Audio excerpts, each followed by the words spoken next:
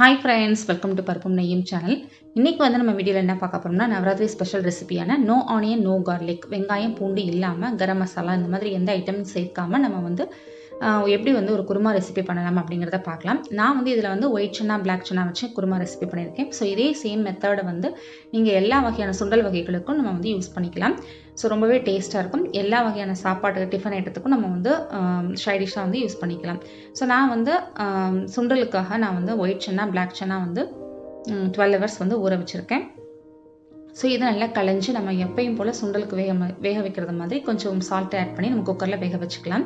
இப்போ வந்து நான் ஒரு கைப்பிடி அளவு கொத்தமல்லி தழை எடுத்திருக்கேன், 4 தக்காளி, ஒரு பச்சை மிளகாய், உரைப்புக்கு தகுந்த மாதிரி ஒரு சின்ன பீஸ் இஞ்சி எடுத்திருக்கேன். ஸோ இது எல்லாத்தையும் நம்ம எதுவுமே வதக்க வேண்டாம், அப்படி எல்லாமே வந்து பச்சையாகவே நம்ம வந்து மிக்சியில் அரைச்சி எடுத்துக்கலாம். ஸோ இப்போ ஒரு கடாயில் வந்து எண்ணெய் விட்டுருக்கேன். இப்போ நம்ம அரைச்ச விழுதுகளை வந்து நம்ம இதில் சேர்த்துக்கலாம். அதை வந்து பச்சை வாசனை போகிற வரைக்கும் கொஞ்சம் நல்லா வதக்கிக்கலாம்.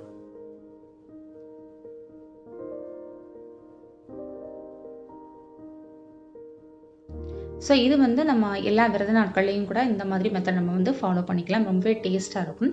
கண்டிப்பாக ட்ரை பண்ணி பாருங்கள்.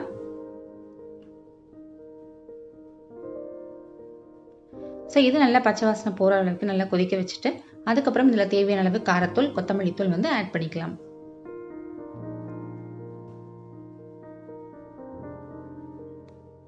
ஸோ இதில் வந்து பார்த்திங்கன்னா காரம் வந்து கொஞ்சம் அதிகமாக இருக்கணும். ஏன்னா நம்ம வெங்காயம்லாம் சேர்க்குறதில்ல, வெங்காயம் பூண்டு கரம் மசாலா எதுவுமே சேர்க்குறதில்ல. ஸோ அதனால் காரத்தூள் வந்து ஒரு 3 டேபிள் ஸ்பூன் போட்டிங்கன்னா கொத்தமல்லி தூள் வந்து 1.5 டேபிள் ஸ்பூன் போட்டுக்கோங்க. அப்படின்னா தான் உங்களுக்கு வந்து டேஸ்ட் நல்லா கிடைக்கும்.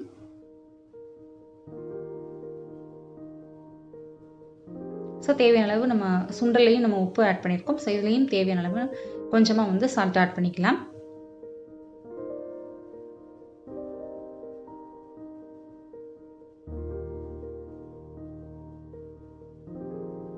இதில் நம்ம வேக வச்சுருந்த சுண்டல்ல இருந்து ஒரு கைப்பிடி அளவு சுண்டல் வந்து நம்ம எடுத்து வச்சுக்கலாம். ஸோ இப்போ வந்து உங்களுக்கு குருமாவில் வந்து நம்ம கொஞ்சம் கெட்டியாக இருக்கணும், இல்லைனா இந்த மாதிரி நம்ம சேர்க்கும்போது உங்களுக்கு வந்து ரொம்ப தண்ணியாக இருக்கும். அதனால் நம்ம வந்து இதில் ஒரு கைப்பிடி அளவு வந்து இந்த மாதிரி சுண்டல் எடுத்து வச்சுக்கலாம். கூடவே கூட உங்களுக்கு கெட்டியாக வேணும், இன்னும் கொஞ்சம் கெட்டியாக வேணும்னா கூட ஒரு 2 கைப்பிடி கூட எடுத்து மிக்சியில் அரைச்சி வச்சுக்கோங்க வெந்த சுண்டலை.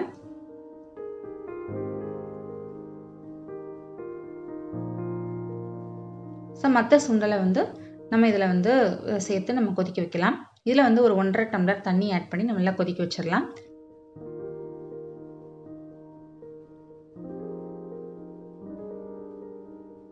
ஸோ இது நல்லா கொதிச்சுட்டு இருக்கும்போது நம்ம ஏற்கனவே வெந்து எடுத்து வச்சுருக்கோம்ல ஒரு கைப்பிடி அளவு அந்த அரைச்ச சுண்டலை வந்து இதில் நம்ம சேர்த்துடலாம். ஸோ உங்களுக்கு வந்து கிரேவி வந்து நல்லா கெட்டியாக கிடைக்கும். ஸோ இவ்வளோ தான், சிம்பிளான மெத்தடு தான்.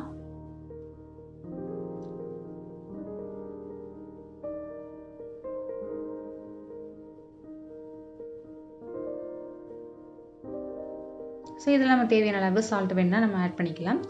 இதில் வந்து கொஞ்சம் கசூரி மேத்தி சேர்த்துட்டு நம்ம வந்து இறக்கிடலாம். கொத்தமல்லி தழை ஆட் பண்ணிக்கலாம்.